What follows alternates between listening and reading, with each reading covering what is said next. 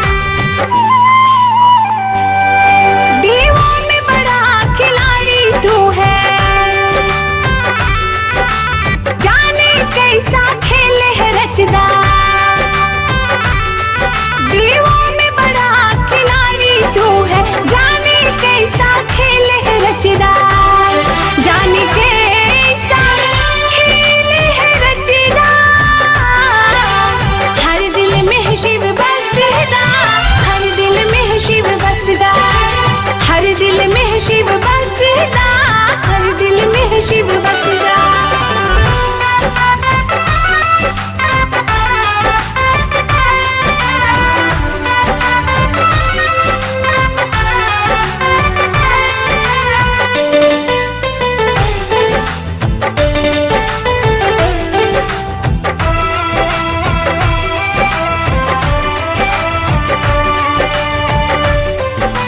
हम तेरे हैं दिल के बंदे, तू है देवों का देवा। नाम तेरे अनेक है बोले, हम कहते तुम्हें महादेवा।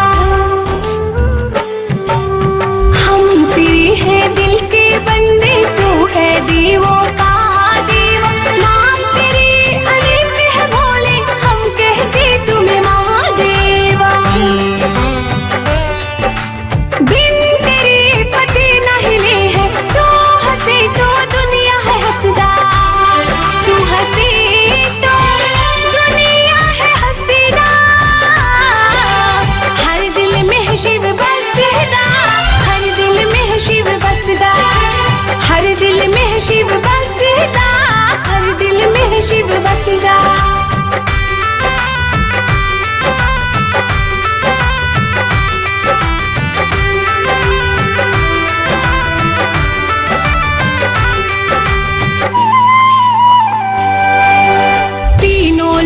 का तू है स्वामी, फिर भी रहता खाली हाथ। जो सुमिरन करता है तेरा, सदा रहती हो उसके साथ।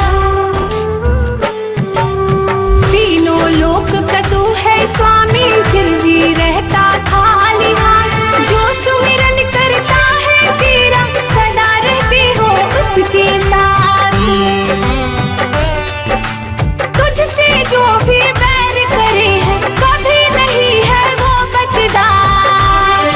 कभी ना वो बचदा। हर दिल में शिव बसदा, हर दिल में शिव बसदा।